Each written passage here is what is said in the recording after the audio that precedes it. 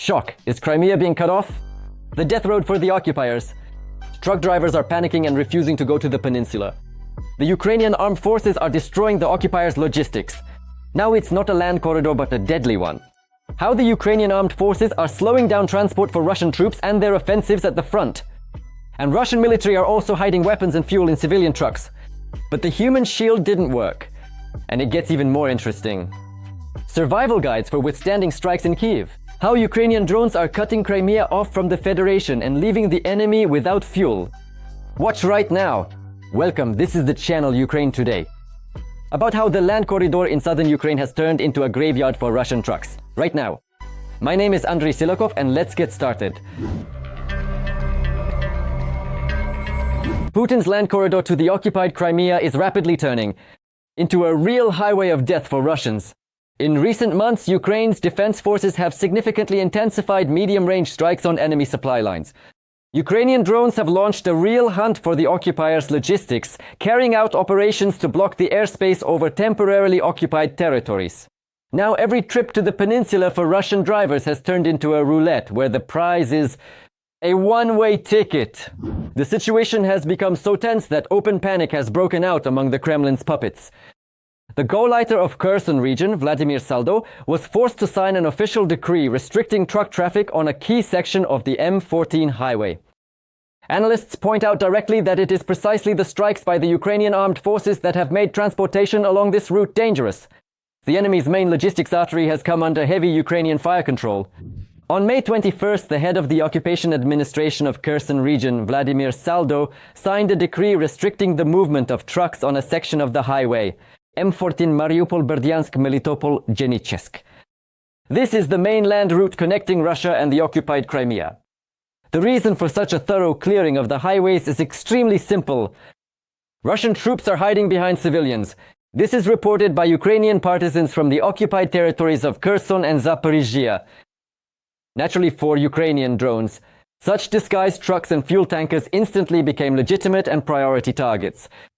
Videos published online show the aftermath of a series of recent Ukrainian strikes on Russian military trucks along the M14 highway, as well as on the H20 Mariupol-Donetsk route, another road where the defense forces have been actively intercepting transport in recent weeks. And now Russian truck drivers are simply howling in terror on social media, realizing that they have become targets. Drivers are complaining en masse, realizing that delivering fuel, food, or any other cargo to the peninsula from Russia is something no one will want to do anymore.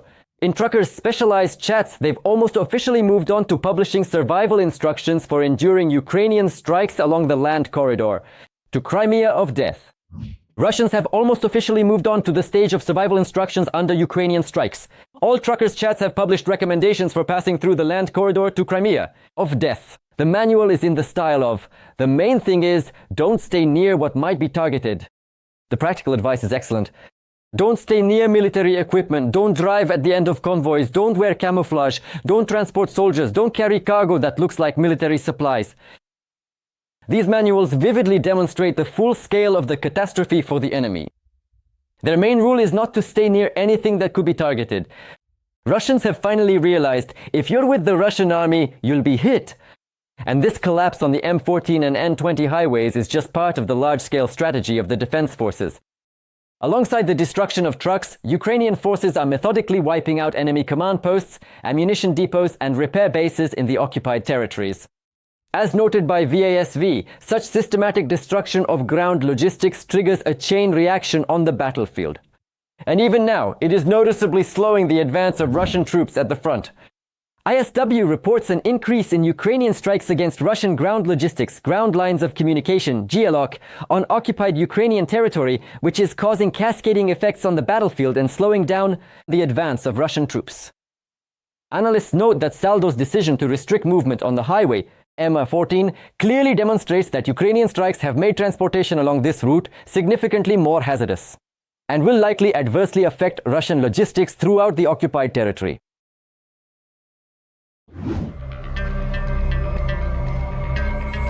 While the Russian army suffers setbacks at the front, the Kremlin is once again resorting to nuclear blackmail. Experts are convinced that these exercises are merely an attempt to hide their troubles and put pressure on the West. But the propaganda has already failed. Even their own war correspondents no longer believe the general's fairy tales about new victories. See how the lies are collapsing in Moscow, coming up next. The Russian Ministry of Defense continues to report non-existent successes of the Russian army in the war against Ukraine to the authorities. Moreover, even so-called war correspondents who support Russian aggression accuse the ministry of lying and issuing fake reports from the front. For example, the Ministry of Defense reported the successful capture of the settlement of Borovaya in the Kharkiv region. However, at that time, the Ukrainian armed forces had already driven the aggressor out of the village. This was reported by the largest propaganda channel. To supposedly prove their successes, the Russian military released and distributed a corresponding video. In reality, however, the video was filmed in the settlement of Kolomichika, which has been for a significant period of time under temporary Russian occupation. Military experts and analysts point out that, on average, Russian troops need 36 separate attacks to capture just 1 single square kilometer of Ukrainian territory.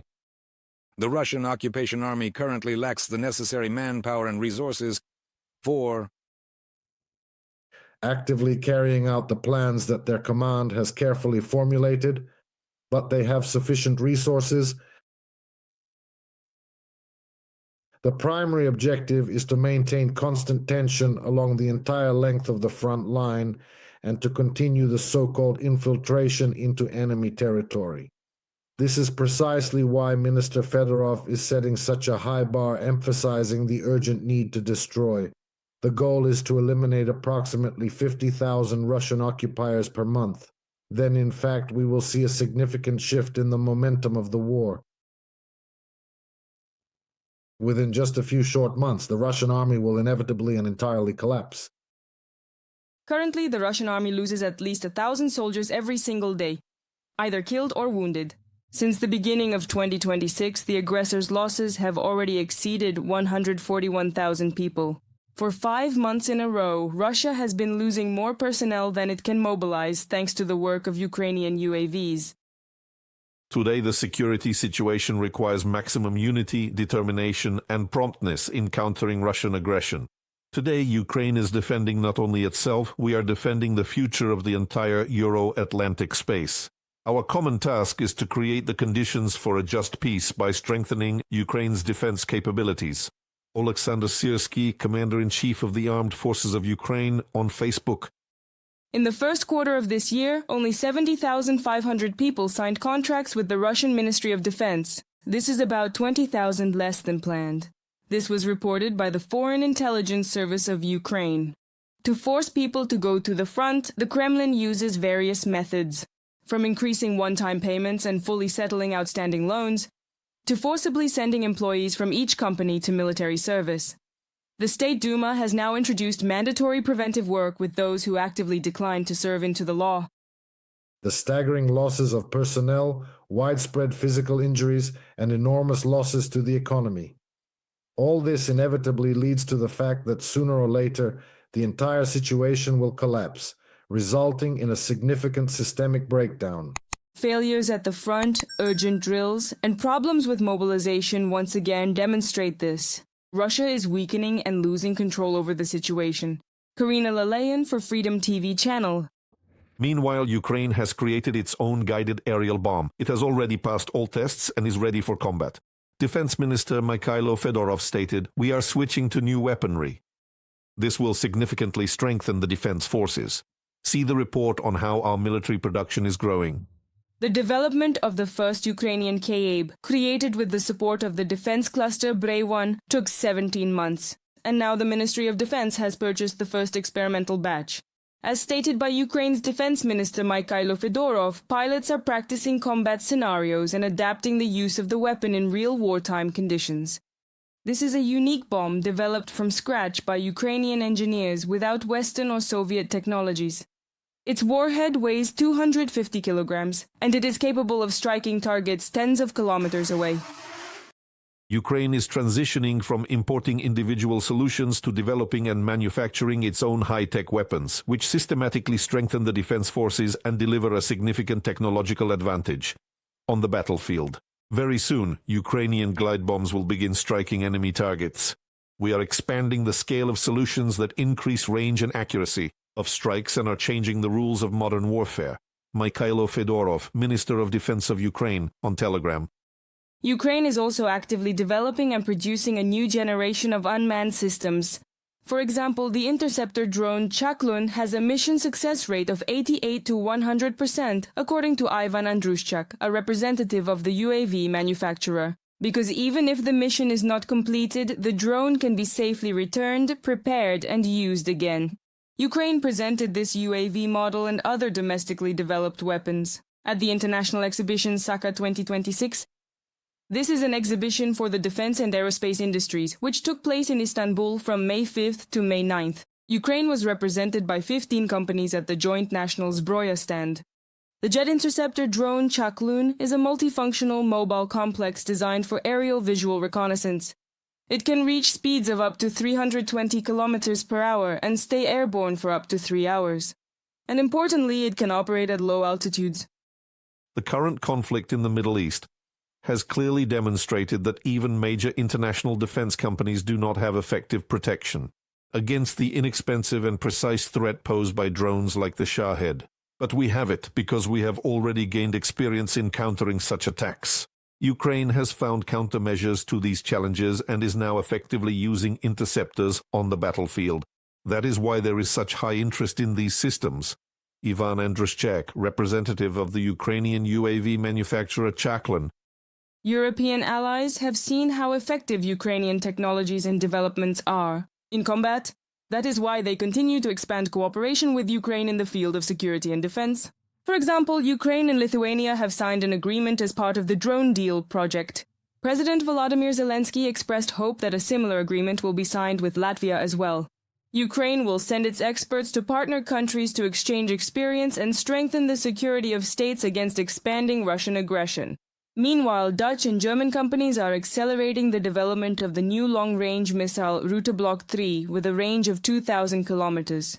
The Block 2 version, created with the support of the Ukrainian cluster Brave 1, is currently being tested in Ukraine. This year, its production is planned to be increased. Europe must have its own comprehensive missile defense capabilities and be entirely self-sufficient in effectively countering these threats. We repeat once again, we need our own missile defense and the strengthening of Ukrainian air defense. Right now, this week, we are working with our partners to strengthen the protection of human lives. Thank you to everyone who is already working on this together with Ukraine. Volodymyr Zelensky, President of Ukraine, on Telegram. Ukrainian weapons are already successfully accomplishing their tasks. On May 17th, a target was hit in the Moscow region of the Russian Federation, the Angstrom enterprise, which specializes in the production of microchips for precision weapons, according to the Ukrainian General Staff. The Solnekhnogorskaya pumping station was also hit. It is used for pumping, storing, and shipping large volumes of gasoline and diesel fuel, including for the Russian army. The more frequently such strikes and breaches of their air defense that occur, the more that every single element that now protects the capital becomes increasingly compromised. And especially if these strikes actually reach into the very center of the capital, then it will already be, a complete and total collapse of their entire strategic policy and their paradigm of decision-making. That is, at that point, it will be necessary they are forced to negotiate from a position of weakness, not a strong one. We are moving forward, and we will achieve all our objectives in this special military operation. Right now, that is simply not happening. On the contrary, everything seems to be turning against them, with strikes occurring directly on their own territory. That is exactly why Moscow remains essentially the central hub of the entire country, and it stands as the heart of their power, acting as the vital core that keeps the nation running under such intense pressure. The total concentration of all necessary energies for the vital decision-making process to finally bring this war to a permanent end. Although Russia continues to rely on massive attacks against Ukraine, the war is already being felt in the very center of the Russian Federation. Strikes on enterprises in the Moscow region prove that a once powerful state is now unable to protect itself and is in a very weak position. That is why allies are increasingly investing in joint developments with Ukraine, understanding that Ukrainian experience and technology are becoming the foundation of a new security system in Europe. Karina Lalayan, for Freedom TV channel. And at the same time, Minsk insists that their new military exercises pose no threat to anyone but immediately gives itself away. The Belarusian Ministry of Defense admitted that the army is learning to covertly transport weapons over long distances. What the Lukashenko regime is really preparing for, find out in our report. The Belarusian Ministry of Defense stated that the main goal of the nuclear exercises is to increase readiness for the use of modern means of destruction.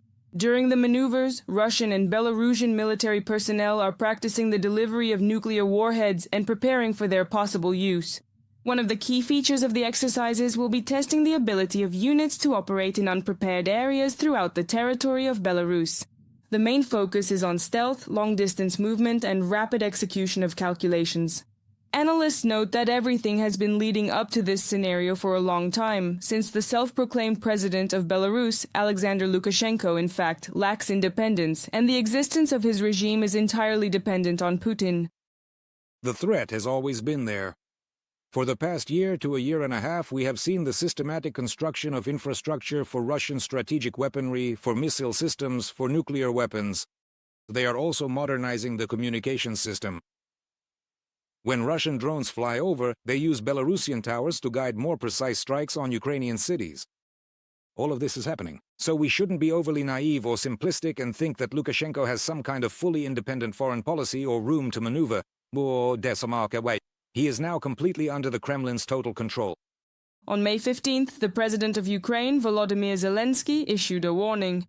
The Kremlin does not stop trying to drag Belarus into the war. According to him, this concerns both possible actions against Ukraine and scenarios aimed against one of the NATO member states. We clearly understand what is being discussed between Russia and the leadership of Belarus. There is currently increased activity on the part of Russia. Negotiations with Alexander Lukashenko. They want to get Belarus much more deeply involved, Belarus in the war. And it is precisely from the territory of Belarus that they want to launch additional aggressive operations, either against our Chernihiv-Kyiv direction or against one of the NATO countries bordering Belarus. It is noteworthy that the side which dismissed Ukraine's warning was Russia itself. Putin's press secretary Dmitry Peskov called this alleged incitement. For its part, Minsk has not refuted Kyiv's information in any way. Moreover, Lukashenko stated that the country is indeed preparing for war. According to him, it is now pointless to hope for peacetime. Let us recall that targeted mobilization has now been announced in Belarus. In April, 5,000 reserve officers were called up, and in the regions, territorial defense troops are being assembled. Further, as I promised, we will proceed in a targeted manner. We want to mobilize units of the armed forces in order to prepare them for war. God willing, it will be possible to avoid it, but we are all preparing for war. So we are not hiding anything either. Belarus, together with Russia, is also paying special attention to the militarization of the education system and youth policy. Ukraine's Foreign Intelligence Service reported that the state is spending billions on this. Since September 2023, military training has become a mandatory part of the Russian school curriculum. 10th grade students spend 5 days on it, while 8th graders spend 3 days. Teenagers are taught shooting, drill training, and how to operate drones. Those who have already completed these courses talk about attempts to recruit them into the army or military universities right during the classes. Belarus is following the same path, just a little behind. This year, the field training camps for 10th graders have been doubled from 5 to 10 days. Officials want students to stay there around the clock without the right to go home after classes. It is impossible to refuse. Without participating in the training camps, a student will not receive certification in the subject pre-conscription and medical training. The cost per day is 20 to 30 rubles, which is about 90 euros for the entire duration of the camp, and this money will be taken from the parents. From a publication by the Foreign Intelligence Service of Ukraine, The Foreign Intelligence Service of Ukraine emphasizes, such practices in Belarus are aimed at solving the problem of disloyal youth and forming a maximally obedient mobilization reserve. Children are being trained to follow orders unquestioningly and are convinced that Belarus is a besieged fortress. Nikita Skoblikov for Freedom TV channel. And what do you think about these events? Share your opinion in the comments, leave a like, and stay up to date with the main news. There's more to come.